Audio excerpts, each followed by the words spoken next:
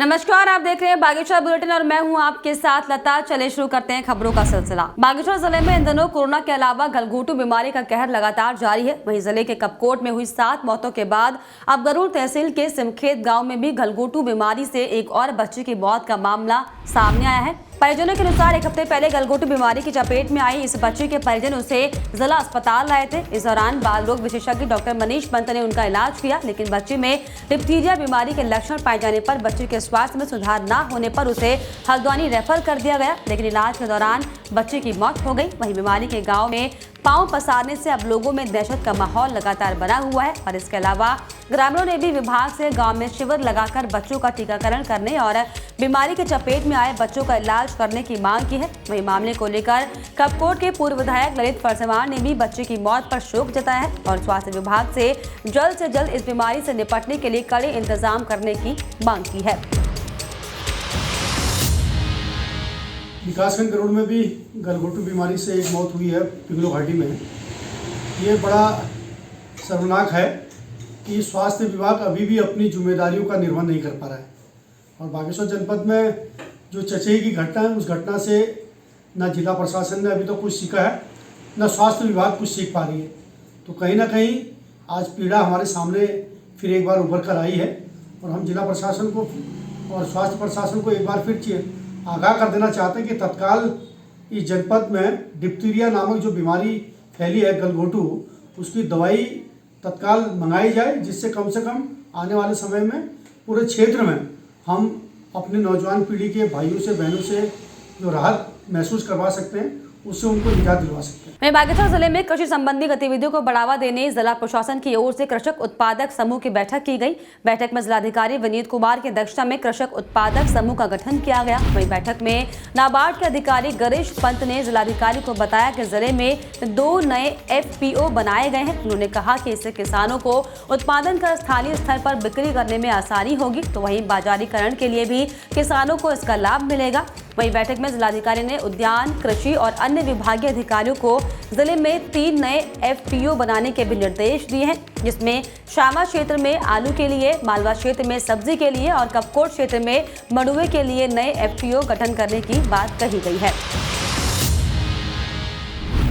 बागेश्वर जिले में पेयजल की समस्या से जूझ रहे गांव के 6 से अधिक ग्राम प्रधानों ने आज जिलाधिकारी को ज्ञापन सौंपा है। दरअसल दानोछीड़ा में ट्यूबवेल से ग्राम सभा, मज्जीगांव, बांजगांव और लोब के लगभग 700 परिवारों को पेयजल की जलापूर्ति होती है, लेकिन पिछले 12 दिनों से ट्यूबवेल खराब होने के कारण ग्राम सभाओं में जलापूर्ति बंद हो गई है। वहीं ग्रामीणों का ये कहना है कि गांव में आसपास जल स्रोत नहीं होने की वजह से और बचे जल स्रोतों से पानी की कमी होने के कारण लोगों को घंटों लाइन में लगना पड़ता है। तो वहीं आजकल ग्रामीण क्षेत्रों में फसलों की कटाई के कारण लोगों के लिए पेयजल समस्या और भी बढ़ गई है। साथ ही साथ गाँव वालों का ये भी कहना है कि ट्यूबवेल के खराब होने की सूचना संबंधित विभाग के अधिकारियों को जानकारी इसकी दी गई है, लेकिन इस संबंध में विभाग की ओर से ट्यूबवेल कनेक्शन की जांच की गई, जिसमें ट्यूबवेल के खराब होने की बात सामने आई है। वहीं विभाग द्वारा ट्यूबवेल को ठीक कराने की बात कही गई है। वहीं ग्रामीणों ने ट्यूबवेल जल्द से जल्द ठीक कराने की मांग की है। ग्राम प्रधान बटकुला आज हमारे ग्राम सभा में लगभग 8 ग्राम सभा वहाँ सम्मिलित हैं, जिसमें कि लगभग 15-16 हज़ार लोग सम्मिलित हैं, जो पूरी पानी की समस्या से प्रभावित हो रहे हैं। तो हम जिलाधिकारी महोदय को ज्ञापन सौंपने आए कि जल्दी से जल्दी हमारी समस्या का समाधान करें। आपका नाम? पुष्पा जोशी। हमारे वहाँ भी ये पानी का बहुत ही संकट पैदा हो गया है, जिसके कारण हम आज यहाँ पर ज्ञापन देने आए हैं, जल्दी से जल्दी पानी की व्यवस्था की जाए। ज्ञापन सौंपा था और इसके लिए हमने जय और ये जो इंजीनियर साहब है इनको भी अवगत कराया गया था। इसके बाद भी हमारे यहाँ कोई सुनवाई नहीं हुई और पानी की बहुत समस्या पेयजल जो लघु डाल से है, और इसमें हमारे जो ग्राम हैं 8-10 ग्राम उसमें आते हैं, जिससे कि इसमें बहुत समस्या हो रही है।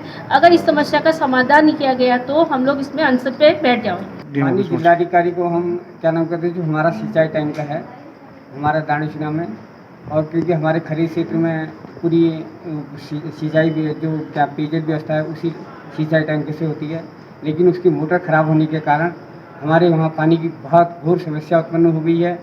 और पूरी हमारे क्षेत्र में एक तो इस समय काम काज के दिन है और का महीना लगा हुआ है और लोग काम व्यस्त, लेकिन पानी की समस्या इतनी जो है और घर क्या नाम पानी की समस्या इतनी व्यापक समस्या हमारे क्षेत्र में उत्पन्न होगी है। इसी क्रम को मद्देनजर देखते हुए हम समस्त इस क्षेत्र के हम ग्राम प्रधान लोग माननीय जिलाधिकारी जी को ज्ञापन देने आए हैं। वहीं बागेश्वर के कपकोट में हाथरस मामले को लेकर कांग्रेस कमेटी ने मौन सत्याग्रह किया है। इस दौरान कार्यकर्ताओं ने कहा कि यूपी में कानून का राज खत्म हो गया है। उन्होंने कहा कि यूपी में महिलाएं घर और बाहर दोनों ही जगह असुरक्षित हैं। साथ ही साथ उन्होंने ये भी कहा कि ऐसी सरकार को सत्ता में बने रहने का कोई अधिकार नहीं है। वहीं गुस्साए कार्यकर्ताओं ने ये भी कहा कि यूपी में अपराधी बिना खौफ के घूम रहे हैं, उन्हें सरकार का संरक्षण प्राप्त है और इसके अलावा उन्होंने योगी सरकार पर भी लीपापोती करने का आरोप लगाया है। आज उत्तर प्रदेश के हाथरस में जो बहन मनीषा के साथ जो दुराचार की घटना हुई, उसी के विरोध में आज ब्लॉक कांग्रेस कमेटी कपकोट, नगर कांग्रेस कमेटी कपकोट, यूथ कांग्रेस कपकोट व महिला कांग्रेस कमेटी कपकोट की तरफ से ये मौन सत्याग्रह का कार्यक्रम स्वतंत्रता संग्राम सेनानी स्वर्गीय चंद्र सिंह साही जी की मूर्ति के सामने किया गया है। निश्चित रूप से मैं कहना चाहूँगा कि जो सरकार बेटी पढ़ाओ नारे के साथ सरकार में आई थी, आज महिलाओं की सुरक्षा के लिए कोई संवेदनशील नज़र नहीं आ रही है। हाथरस की जो विभत्स घटना हुई है और बहन मनीषी के साथ जो अत्याचार वहाँ पर किया गया है, उसके एवज में नगर Congress committee Kapkot, block Congress committee Kapkot और हमारे महिला संगठन के सभी मातृ संगठन के सभी महिला कार्यकर्ता यहाँ पर बैठे हैं और महामहिम राष्ट्रपति महोदय से जो यहाँ पर बैठकर उन्होंने 1 घंटे का मौन उपवास रखा, उसमें एक ही बात निकल कर आई कि तत्काल जो है उत्तर प्रदेश की सरकार को बर्खास्त किया जाए। आज हाथरस की जो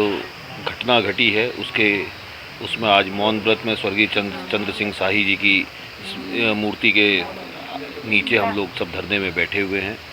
आज जिस तरीके से आज यूपी और उत्तराखंड की कानूनी व्यवस्थाएं, महिलाएं असुरक्षित हैं, युवा बेरोजगार हैं, तो कहीं ना कहीं इसके लिए जो महिलाओं के ऊपर जो अन्याय हो रहा है, चाहे उत्तराखंड हो चाहे यूपी हो, तो इस हाथरस की घटना ने पूरा झकझोर कर पूरे समाज को झकझोर कर दिया। बागेश्वर जिले के दुग्ध उत्पादकों की आर्थिकी को मजबूत करने और आत्मनिर्भर बनाने के लिए उच्च शिक्षा मंत्री धन सिंह रावत ने आज कमेटी में 24,49,000 की लागत से बने मिल्क ग्रोथ सेंटर प्लांट का लोकार्पण किया। इस मौके पर उन्होंने कहा कि किसानों की आय दोगुनी करने के लिए सरकार की ओर से कई महत्वाकांक्षी योजनाएं संचालित की जा रही हैं, जिसका मुख्य उद्देश्य ग्रामीण क्षेत्र के लोगों को योजनाओं का लाभ पहुंचाना है। उन्होंने साथ ही ये भी कहा कि जिले में दूध उत्पादन की अपार संभावनाएं हैं, जिसके लिए प्रदेश में 7,000 डेयरी देने का लक्ष्य रखा गया है। वहीं इस दौरान जिले में चल रहे गलघोटू महामारी के बारे में उच्च शिक्षा मंत्री से पूछे जाने पर बात को लेकर टाल मटोल करते वो नजर आए हैं। उन्होंने कहा कि जो भी इसमें कार्रवाई होगी उसके लिए जिलाधिकारी को बता दिया जाएगा। सबसे पहले तो मैं अपने सरकार के माननीय मुख्यमंत्री जी का आभार व्यक्त करना चाहता हूँ कि बागेश्वर जिले का दूध अभी तक अल्मोड़ा जाता था और अल्मोड़ा में से पैकिंग होके फिर यहाँ तक। अब हमने सारा पैकेजिंग सिस्टम, सारा ग्रोथ सेंटर अब यहीं बना दिया है और लगभग 700 लीटर जो दूध डेली उपार्जन होता है वो अब यहाँ इसकी पैकेजिंग होगी। हमने उसकी मशीनें दे दी। A2 मिल्क के नाम से यहाँ से पूरे बागेश्वर जिले को ही मिलेगा।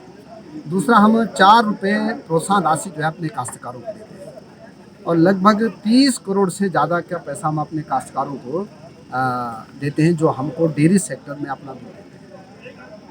तीसरा, हमारी सरकार ने एक बड़ा निर्णय किया है कि जो 7 लाख बच्चे हैं, चाहे आंगनबाड़ी के हैं चाहे मध्याह्न भोजन के हैं, इन बच्चों को हम आंचल दूध जो है निःशुल्क देते हैं मुख्यमंत्री आंचल योजना के तहत। और अब जो सैलेज की प्रॉब्लम थी पूरे प्रदेश में पशु आहार की, ये भी हम 50% डिस्काउंट में पूरे काश्तकारों को दे रहे हैं और इस बार 20,000 दुधारू पशु हम पूरे प्रदेश में दे रहे हैं। पशु अदर स्टेट से आएंगे और 25% से लेकर 50% डिस्काउंट में पूरे काश्तकारों के दिए जाएंगे। और इसी के साथ बागेश्वर बुलेटिन में फिलहाल इतना ही। आप देखते रहिए न्यूज़ 31 उत्तराखंड। नमस्कार।